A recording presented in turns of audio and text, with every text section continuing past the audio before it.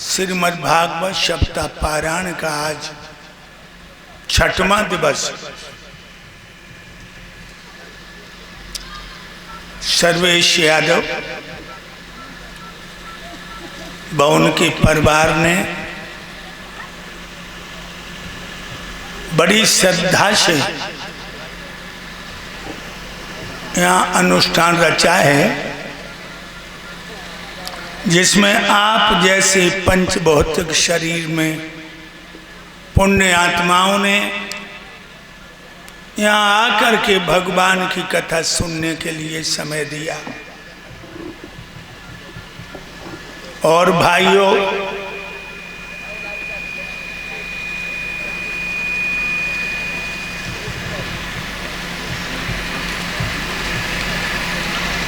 ये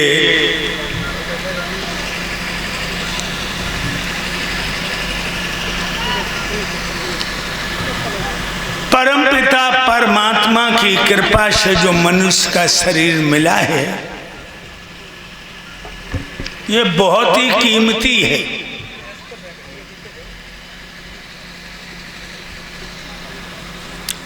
और इसका मूल्य कब मिलेगा? जब हम प्राणों के प्राण हृदय में वास करने वाले परमात्मा को याद करते रहेंगे। भाइयों,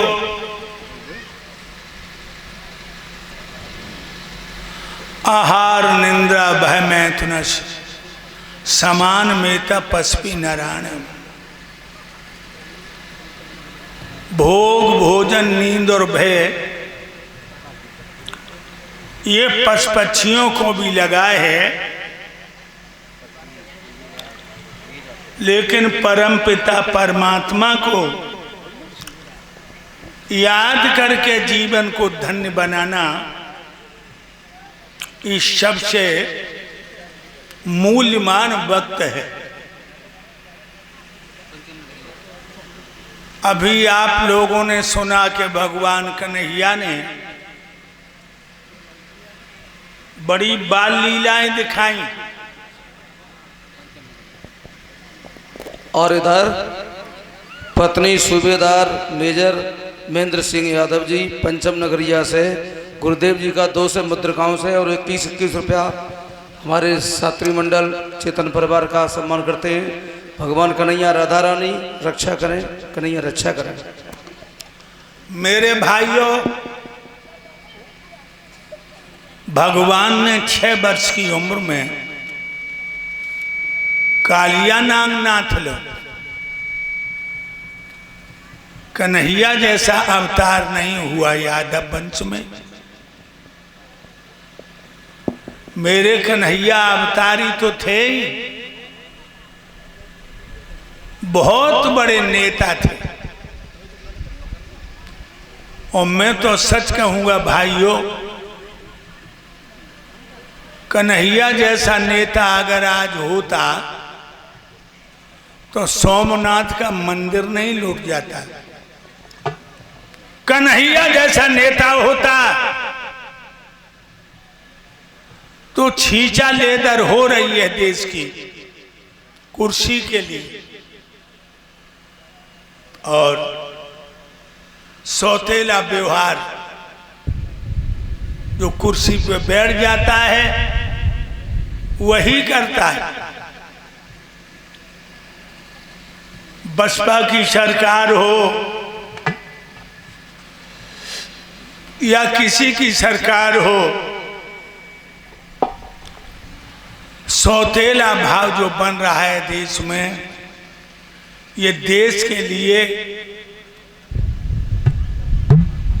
बहुत ही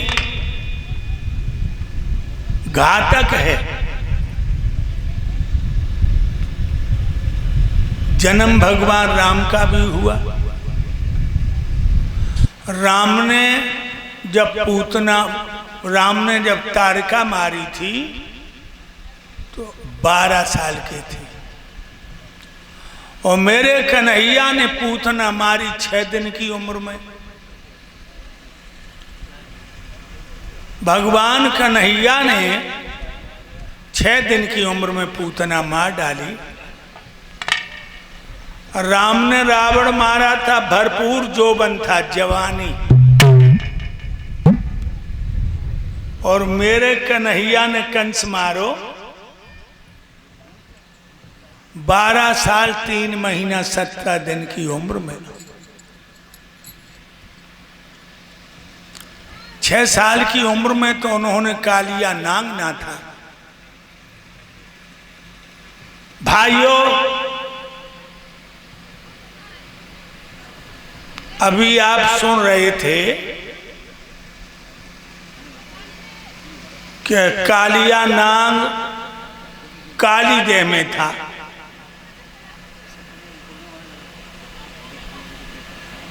और भगवान ने काली देह में कूदकर नांग नाथ लो पानी में। अब पांडाल में इतने भैया और बहनें बैठी हैं, एक बात पूछ रहे हम,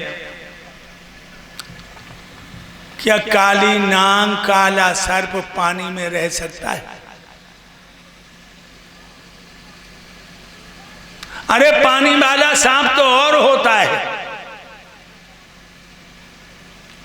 और यहां कह रहे हैं कालिया नांग पानी में था और भगवान ने काली देह में कूद के नांग नाथ लो।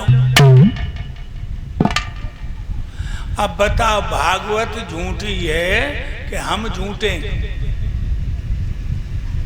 काला सांप पानी में कभी रह ही नहीं सकता और ना रहा। आप लोग अब चिंता में पड़ गए तो कायम नाथ हो नांगू। कालिया नांग उस समय काली देह में पानी में नहीं था। जमुना के किनारे पर उसने एक गेट बनाया था और अंदर जमीन के 1 मील का बहुत लंबा सा गुफा थी,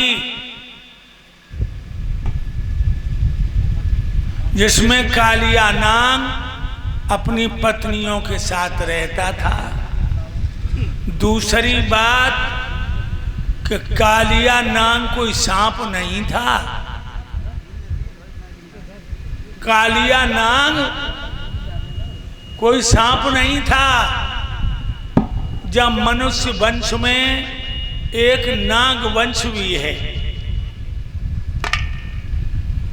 तो याद रखना वो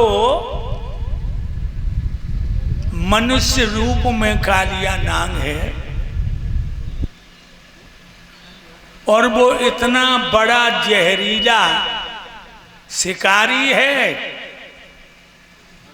कि जब वो शिकार करता था तो 1 मील से फुसकार मारता था। गाय, बछड़ा, हिरण ये सब अंधे हो जाते थे। इतना बड़ा जहरीला ये मनुष्य के रूप में रहता था। भगवान ने जब नाग वंशी नाग को अपने बल पौरुष के द्वारा पराजित कर दिया और वहां से इसे भगा दिया, तो मेरे भाइयों, मेरे कन्हैया ने कालिया नाग वहां से खदेड़ दिया रमणक द्वीप के लिए। और ब्रज की गैया, ब्रज के ग्वाला, ब्रज की सखियां सबको निर्भय बना दिया। एक बार ब्रज में बहुत बड़ा त्योहार हुआ। कार्तिक कृष्ण चतुर्दशी को सभी यादव जाट गूजर बघेल जादौन सोमवंशी नाई कुमार धानुक धोबी काछी कुर्मी कोरी सब देवराज इंद्र का पूजन किया करते थे कार्तिक कृष्ण चतुर्दशी को। सारे वृंदावन को दुल्हन की तरह सजाया गया।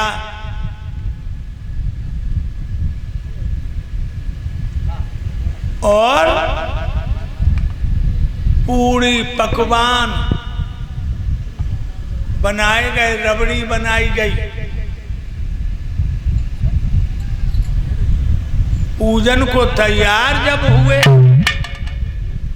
तो भगवान कन्हैया सोचने लगे, अबे ना हीरो को असल तत्व का ज्ञान नहीं है,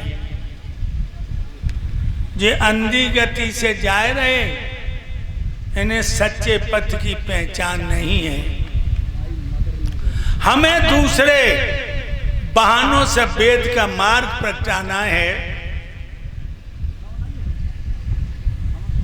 और जो ये यादव लोग माया की अंधी राह में भटक रहे हैं, हमें सत्य की ओर ले जाना है। ये विचार करके भगवान कन्हैया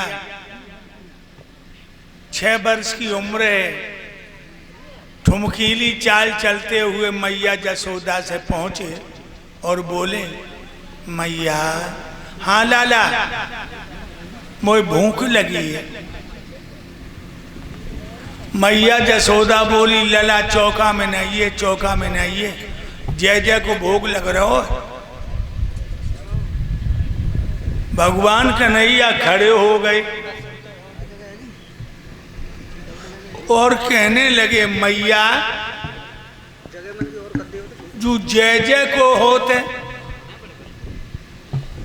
मैया सोचने लगी, अगर मैं बताऊंगी तो ये बात में ते बात निकालेगा और काम बहुत पड़ो। एकदम से कान लगी, लाला जी अपने बाबा को पूछ ले। भगवान ठुमकीली चाल चलते हुए बाबा नंद के पास आए और बोले, बाबा, हाँ लाला, आज मोए भूख लगी। हाँ, तो हमने मैया ते एक पकौड़ी मांगी, सो मैया ने मोए एक पकौड़ी नहीं दी और कही, लाला जय जय को भोग बन रहो, चौका में ना आइए। बाबा जो जय जय को होते, जो मैया ने मोए पकौड़ी नहीं दी। हे लाला, तुम्हें मैया ने पकौड़ी ना दी तो इसके लिए दिल छोटा मत करो। ये गाय का दूध पियो और ये दूध पियो ताकि बाद संवाद करो। बाबा, हाँ, दूध हम पी रहे हैं, मुझे बताओ मैया ने पकौड़ी में क्यों ना दी? अरे लाला, मैया ने पकौड़ी इसलिए नहीं दी है, हम सभी ब्रज वाले कार्तिक कृष्ण चतुर्दशी को देवराज इंद्र का पूजन करते हैं। जय जय को भोग बन रहा है तो हम सब उनकी पूजा करते हैं और इसीलिए तुम्हें पकौड़ी मैया ने नहीं दी है।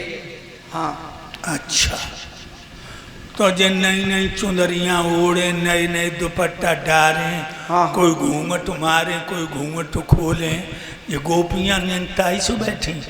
हाँ, ये सभी माताएं बहनाएं इसी चक्कर में बैठे हैं। प्रभु का जो देवराज इंद्र का पूजन है वो हम सभी ब्रज वाले मिलकर के करते हैं। इसी तैयारी में हैं सभी माताएं बहना भाई भाई। बाबा, हाँ लाला, देवराज इंद्र को पूजन क्यों करो? हे लाला, हम लोग देवराज इंद्र का पूजन इसलिए करते हैं, वो प्रभावित होकर के जल की वृष्टि करते हैं, हरी भरी फसलें होती हैं, हरी हरी घास होती है, उस घास को गैया बछड़ा बछियाँ चरते हैं और जब गाय चरती हैं तो मीठा मीठा दूध देती हैं, दही बनता है, घी बनता है, मक्खन बनता है, वो दूध तुम पीते हो। अच्छा, हाँ, तो ताई सुझे पिछेला ग्वाला पगड़ी बाने बैठे। हाँ। और ताई सुझे ग्वालनिया नए नए दुपट्टा डारे, नई नई चुनरियां ओढ़े, कोई घूंघट मारे, कोई घूंघट खोले, ये ताई सु बैठे। हाँ, ये सभी बाबा पगड़ी बांधे बैठे हैं, बड़े बूढ़े गोप संत गुरु महाराज माताएं बहनाएं, ये सभी इंद्र के पूजन की तैयारी में हैं। बाबा हाँ, ये तो हम मानते कि इष्ट अपनी श्रद्धा पर है, लेकिन विशेषता देते हो तो इंद्र कहाँ का मालिक है जो यादवों जैसे देवता